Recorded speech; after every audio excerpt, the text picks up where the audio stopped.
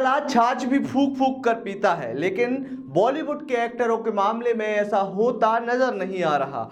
आए दिन बॉलीवुड के एक्टर किसी न किसी नए विवाद में घिरे हुए नजर आते हैं। ताजा विवाद बॉलीवुड के एक्टर ऋतिक रोशन से जुड़ा हुआ है, जो कि मध्य प्रदेश के उज्जैन शहर से ताल्लुक रखता है। आज के वीडियो में हम विस्तृत रूप से आपको ये बताएंगे कि ये विवाद क्या है, ये विवाद क्यों उठा है और इससे पहले क्या क्या विवाद हुए हैं। नमस्कार, मेरा नाम है अंकित और आप देखना शुरू कर चुके हैं आयुध।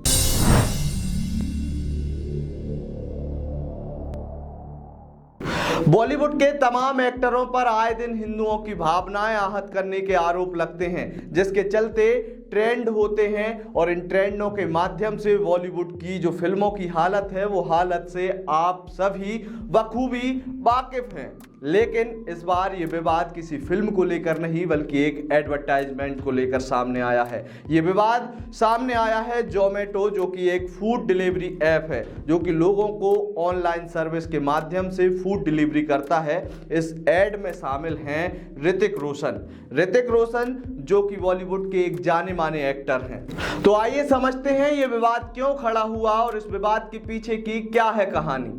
दरअसल ये विवाद उज्जैन से जुड़ा हुआ है। उज्जैन जिसे सबसे पवित्र भूमि माना जाता है, बाबा महाकाल की भूमि, और ये विवाद भी शुरू हुआ है इसी भूमि से। ये विवाद क्यों शुरू हुआ?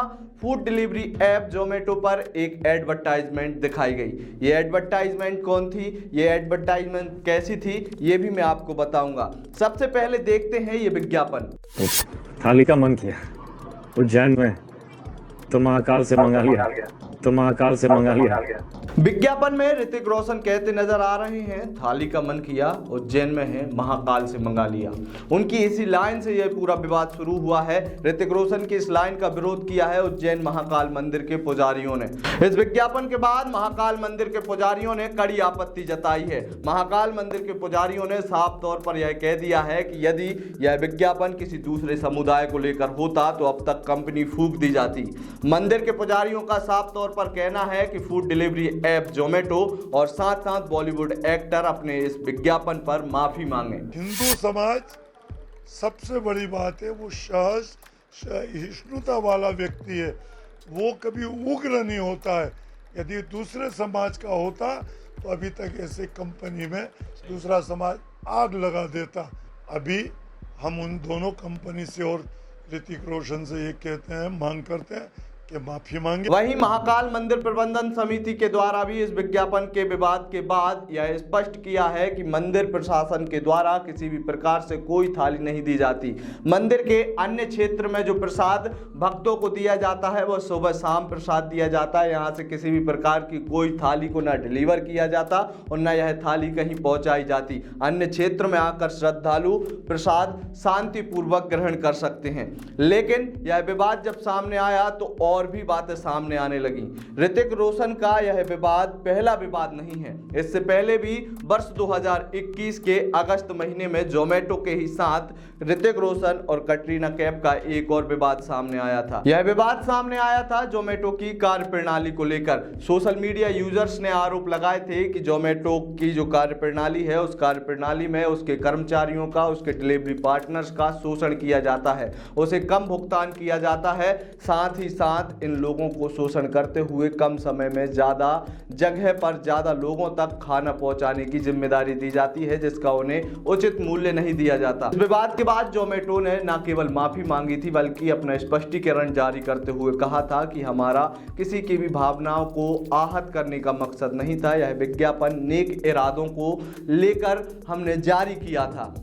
वैसे यदि इस विज्ञापन की बात करें तो इस विज्ञापन में ऋतिक रोशन के द्वारा यह खुद स्पष्ट सामने आकर नहीं कहा गया कि महाकाल से थाली मंगा लेते हैं। इसके पीछे का कारण है टेक्नोलॉजी, बल्कि इस विज्ञापन में उपयोग हुई है एआई टेक्नोलॉजी का उपयोग भरपूर तरीके से इन दिनों तमाम एप्लीकेशंस कर रहे हैं। उसी का एक खामियाजा अब किस तरीके से जोमेटो भुगत रहा है वो आपको स्पष्ट रूप से दिखाई दे रहा है। आपको बता दें कि एआई टेक्निक यानी कि आर्टिफिशियल इंटेलिजेंस, इस विज्ञापन को बनाने में इस टेक्नोलॉजी का जमकर उपयोग किया गया है। इसके माध्यम से जोमेटो का यूजर जिस जगह होता है तो एप्लीकेशन और आर्टिफिशियल एजेंसी के माध्यम से उस यूजर की लोकेशन को ट्रेस कर लिया जाता है और लोकेशन को ट्रेस करने के बाद यूजर की करंट लोकेशन के माध्यम से आसपास का फेमस जो भी रेस्टोरेंट होता है उस रेस्टोरेंट का नाम, इसके साथ साथ उस रेस्टोरेंट की जो भी डिश फेमस होती है उसका नाम एक्टर के द्वारा लिया जाता है। ये जो आवाज़ आप और हम सुनते हैं ये आवाज़ भी आर्टिफिशियल इंटेलिजेंसी के माध्यम से ही बनाई जाती है। हालांकि इस विज्ञापन के बाद जब विवाद बढ़ने लगा तो अब तक की ताज़ा अपडेट ये है कि जोमेटो के द्वारा माफ़ी मांग ली गई है। जोमेटो ने ट्वीट के माध्यम से एक पत्र शेयर किया है, उसमें लिखा गया है कि हम लोगों की भावनाओं का सम्मान करते हैं, हम उज्जैन के लोगों की भावनाओं का सम्मान करते हैं। हमने लोकप्रियता के आधार पर महाकाल रेस्टोरेंट का चयन किया था। इसके बाद अब हम इस विज्ञापन को बंद कर रहे हैं। इस विज्ञापन को तत्काल रूप से बंद किया जाता है।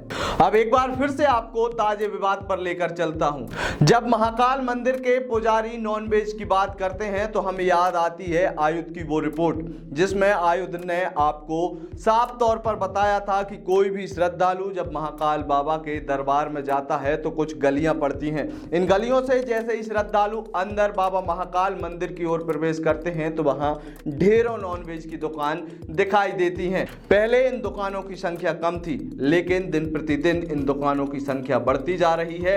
कुछ दुकानें तो ऐसी हैं जिन्होंने बाबा महाकाल के नाम से होटल रखा हुआ है, होटल का नाम रखा हुआ है, लेकिन उन दुकानों पर नॉनवेज की बिक्री की जाती है। नॉनवेज की बिक्री करने के दौरान यह नहीं सोचा जाता कि वे बाबा महाकाल के नाम का उपयोग कर रहे हैं। अब बात करते हैं कि इस विवाद का बॉलीवुड के अभिनेता ऋतिक रोशन पर क्या प्रभाव पड़ेगा।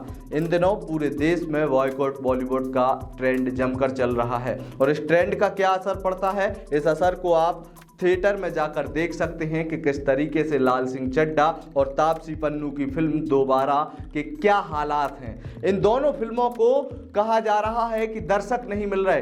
बॉयकॉट ट्रेंड का इन दोनों फिल्मों पर जमकर असर पड़ा है। असर ऐसा कि बॉलीवुड की इन फिल्मों के रिलीज होने के बाद से ही काफ़ी थिएटर, जिन थिएटर में इन फिल्मों की स्क्रीनिंग की जा रही है वो खाली पड़े हुए हैं। सोशल मीडिया पर ऐसी तस्वीरें आपको ढेरों मिल जाएंगी। सबसे बुरे हाल तो लाल सिंह चड्ढा के हुए हैं। लाल सिंह चड्ढा फिल्म जिसकी लागत थी 180 करोड़ रुपए, 9 दिनों की कमाई की बात करें तो लाल सिंह चड्ढा ने महज 52 कुछ करोड़ रुपए की ही कमाई की है। तो इससे आप अंदाजा लगा सकते हैं कि यह विवाद बढ़ा तो बॉलीवुड के एक्टर ऋतिक रोशन की मुश्किलें भी बढ़ जाएंगी और आगामी दिनों में हो सकता है कि सोशल मीडिया पर बॉयकॉट करने का ये जो ट्रेंड है उसके अंदर में ऋतिक रोशन की फिल्म विक्रम वेधा भी शामिल हो जाए और जिसके कारण ऋतिक रोशन को खासा नुकसान हो जाए। यदि आपको यह रिपोर्ट पसंद आई हो तो आप इसे अपने दोस्तों के साथ, अपने रिश्तेदारों के साथ जरूर साझा करें। इसके अलावा आप हमें फेसबुक, ट्विटर, इंस्टाग्राम पर भी फॉलो कर सकते हैं। बहुत बहुत धन्यवाद।